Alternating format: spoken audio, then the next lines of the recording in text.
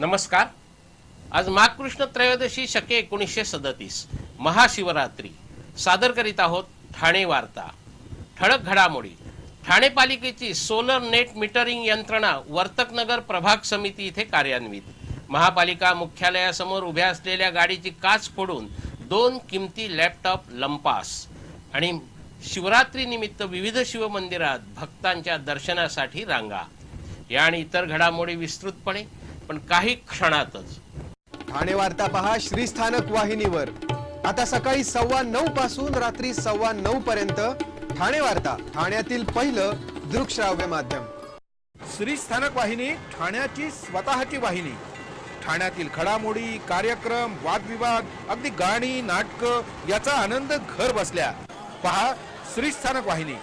आपल्या ठाण्याचं हक्काचं व्यासपीठ श्रीस्थानक वाहिनी। ठाणे वार्ता आता संकेतस्थळावर देखील ठाणेवार्ता.com वर क्लिक करा आणि ठाण्याच्या घडामोडी जाणून घ्या। ठाण्यातील पहिलं ऑनलाईन माध्यम ठाणेवार्ता.com। नमस्कार मंडळी, दर रविवारी पाहायला विसरू नका। नमस्कार मंडळी, आपल्या प्रश्नांचं थेट उत्तर। ठाणे वार्ता पहा श्रीस्थानक वाहिनीवर। आता सकाळी 9:15 पासून रात्री 9:15 पर्यंत ठाणे वार्ता, ठाण्यातील पहिलं दृकश्राव्य माध्यम। ठाणे जिल्ह्यात महाशिवरात्री उत्सव मोठ्या उत्साहात आणि भक्तिभावाने साजरा करण्यात आला। ठाण्यातील कौपिनेश्वर मंदिर, अंबरनाथ मधील शिवमंदिर, कल्याणच्या पार नाक्यावरील शिवमंदिर अशा अनेक मंदिरातून सकाळपासूनच भाविकांच्या दर्शनासाठी रांगा लागल्याचं चित्र दिसत होतं। मंदिरांसमोरचा परिसर रांगोळ्यांनी सजवण्यात आला होता। ठिकठिकाणी विद्युत रोषणाईही करण्यात आली होती। ठाण्यातील कौपिनेश्वर मंदिर हे अत्यंत प्राचीन मंदिर असून इथली महादेवाची पिंडी देशातील दुसऱ्या क्रमांकाची भव्य पिंडी असल्याचं सांगण्यात येतं। टिटवाळा येथील पिंपळेश्वर मंदिरात तसंच गंगा गोलेश्वर या पांडवकालीन शिवमंदिरातही भाविकांनी मोठी गर्दी केली होती। या दोन्ही मंदिरात महाशिवरात्री निमित्त मोठी जत्रा भरते। डोंबिवलीमधील आयरे रोड येथील नागेश्वर नवनाथ ध्यान मंदिरात महाशिवरात्री साजरी करण्यात येते। दिवा येथे आणि डोंबिवली दरम्यान रेल्वे मार्गाच्या बाजूला असलेल्या मार्ताडेश्वर मंदिरातही उत्सव साजरा करण्यात आला। रेल्वे मार्गावरील येणाऱ्या जाणाऱ्या गाडीमधून प्रवास करणारा प्रत्येक प्रवासी हा नेहमीच गाडीतून मनोभावे नमस्कार करत असतो। प्रवासी आज जय भोलेनाथ अशा नामाचा गजर करत भोलेनाथाचं दर्शन घेत होते। डोंबिवली शिळफाटा रस्त्यावर असलेल्या खेडकाळी मंदिरातही दर्शनासाठी भाविकांच्या लांबच लांब रांगा लागल्या होत्या। शंकराच्या पिंडीवर भाविकांकडून दुधाच्या पिशव्या रित्या केल्या जात होत्या, मात्र यामुळे हजारो लिटर दूध मातीमोल होत होतं। महाराष्ट्र राज्य विद्युत वितरण व्यवस्था आणि ठाणे महानगरपालिका यांच्या विद्यमाने राज्य विद्युत वितरण यंत्रणेच्या ग्रीडशी जोडलेली राज्यातील शासकीय इमारतीमधील पहिली सोलर नेट मीटरिंग यंत्रणा वर्तकनगर प्रभाग समिती इथे पालिका आयुक्त संजीव जयस्वाल यांच्या हस्ते कार्यान्वित करण्यात येईल। सोलर नेट मीटरिंग यंत्रणेद्वारे सोलर पॅनलद्वारे निर्माण होणारी वीज थेट विद्युत विभागाच्या ग्रीडला संलग्नित असल्याने त्याचा साठा करण्यासाठी बॅटरीवर आधारित यंत्रणेची आवश्यकता लागणार नाही।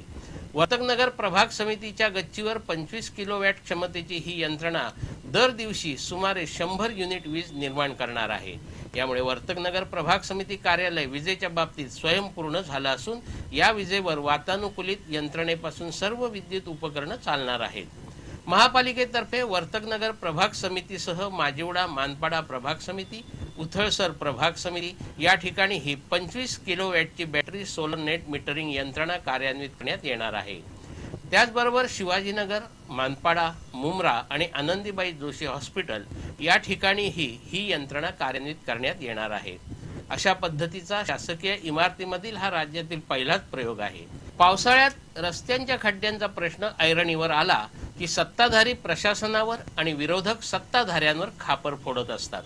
ठाणे महापालिका प्रशासनाने शहरातील बहुतेक रस्ते खड्डेमुक्त केले असताना गेली 2 दशके रेल्वे हद्दीच्या वादात अडकलेल्या ठाणे पूर्व रेल्वे स्थानक परिसरातील रस्त्यासह आघाडी सरकारच्या काळात रखडलेल्या कोपरीतील वनवसाहतीच्या रस्त्याचंही काँक्रिटीकरण आता आमदार निधीतून होत आहे। या कामाचं भूमिपूजन काल पालकमंत्री एकनाथ शिंदे यांच्या हस्ते करण्यात आलं। ठाणे महापालिका आयुक्त संजीव जयस्वाल यांनी ठाण्याला अतिक्रमण मुक्त करण्याचा चंग बांधला असून शहरातील रस्तेही खड्डेमुक्त करण्यासाठी विशेष लक्ष दिलं आहे। ठाण्यातील बहुतांश रस्ते सिमेंट कॉन्क्रीटचे असून शहरातील 60% रस्ते UTWT आणि 20% रस्ते कॉन्क्रीट तंत्रज्ञानातून तयार करण्यात आले आहेत, तर उर्वरित 20% रस्ते डांबरी आहेत. यातील ठाणे पूर्वेकडील रेल्वे स्थानक परिसरातील इंदिरानगर ते TMT बस स्थानक येथील रस्ता गेली अनेक वर्ष रेल्वे प्रशासनाच्या आडमुठेपणामुळे रखडला होता. तत्कालीन आघाडी सरकारच्या उदासीनतेमुळे कोपरीतील वनवसाहतीचा रस्ताही दुर्लक्षित होता. अखेर पालकमंत्री एकनाथ शिंदे यांनी यावर तोडगा काढून आपल्या आमदार निधीतून या रस्त्यांसाठी निधी उपलब्ध केला.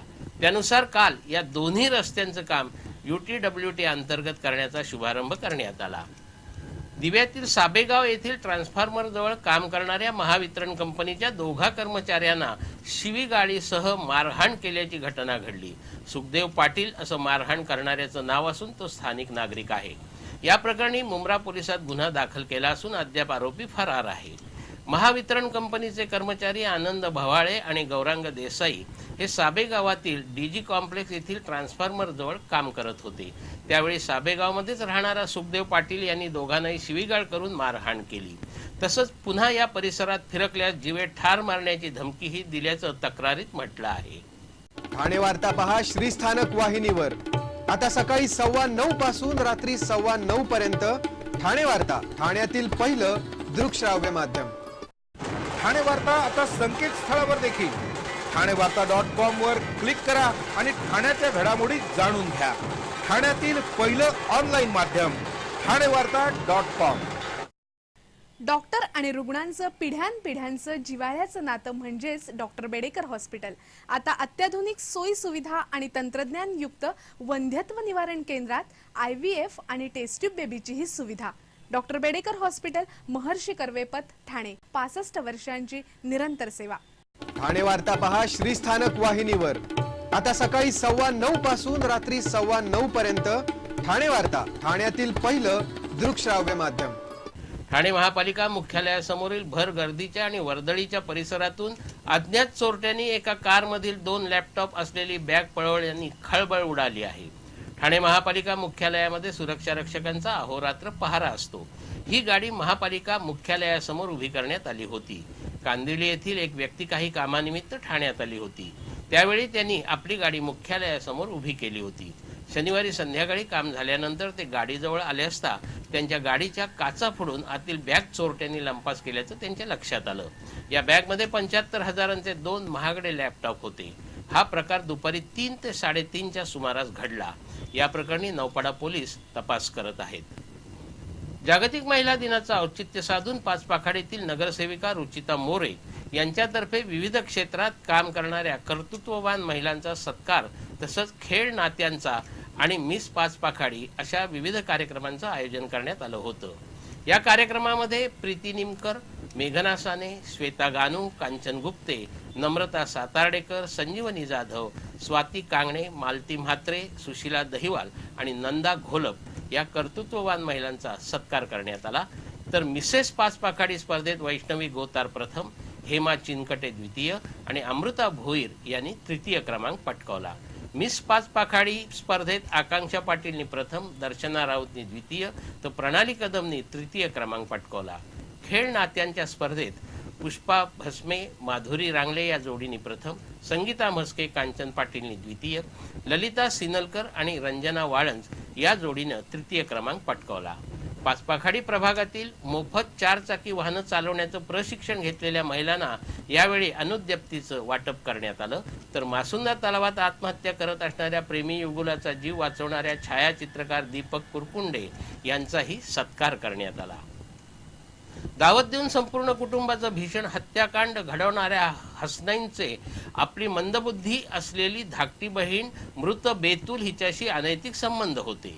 याचा बभरा सर्व कुटुंबियात झाल्यानेच त्यांनी हे क्रूर कृत्य केलं असावं असा धक्कादायक जबाब या हत्याकांडातून बचावलेल्या सुबियांनी पोलिसांना दिला आहे, अशी माहिती सहपोलीस आयुक्त आशुतोष डुमरे यांनी एका पत्रकार परिषदेत दिली.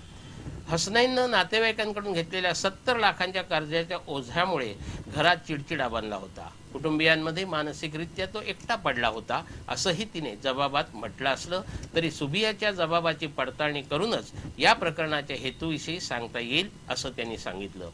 त्यामुळे अद्यापही या प्रकरणाचं गूढ पूर्णपणे उकललेलं नाही. ठाण्यातील कासार वडवली येथे 27 फेब्रुवारीच्या रात्री हसनैन अनवर वरेकर या 35 वर्षीय तरुणाने आपल्याच कुटुंबातील 14 जणांचे गळे चिरून स्वतःही गळफास लावून आत्महत्या केली. त्यानंतर तब्बल 8 दिवसांनी या हल्ल्यात बचावलेल्या सुबियांनी दिलेल्या जबाबामुळे या हत्याकांडाला घृणास्पद वळण लागलं. हसनैनची धाकटी बहीण बेतुल वरेकर ही मानसिकरित्या आजारी असल्याने तिला नेहमी फिट्स येत. तिच्या याच दुर्बलतेचा फायदा उचलून हसनैननं तिचं लैंगिक शोषण केलं होतं. याबाबत सुबियाकडे बेतुल हिने तक्रार केली. त्यानंतर आई असगरी हिने बेतुल हिलाच मारहाण करून तिच्या वाह्यात कृत्याचा जाब विचारला होता. हीच बाब घरातील इतर कुटुंबियांनाही कळल्याने मानसिकदृष्ट्या हसनैन एकाकी पडला होता. सुबियाच्या या जबाबामुळे या प्रकरणाला कलाटणी मिळाली असून वडवली वासियांनाही धक्का बसला आहे. या गोष्टीची पोलीस इतर नातेवाईकांकडूनही खात्री करणार आहेत. सुबियानी घटनाक्रमही कथन केला. त्यानुसार हसनैन यांनी आपल्या विवाहापूर्वीच कुर्बानीचा सुरा खरेदी केला होता. तसंच या सुऱ्याने तो परिसरातील कुर्बाना देण्यासाठी जात असे. त्या दिवशी दावतनंतर मध्यरात्री 2-2:15 वाजण्याच्या सुमारास सर्वजण गुंगीत असल्याने जागा मिळेल तेथे लागलीच झोपले.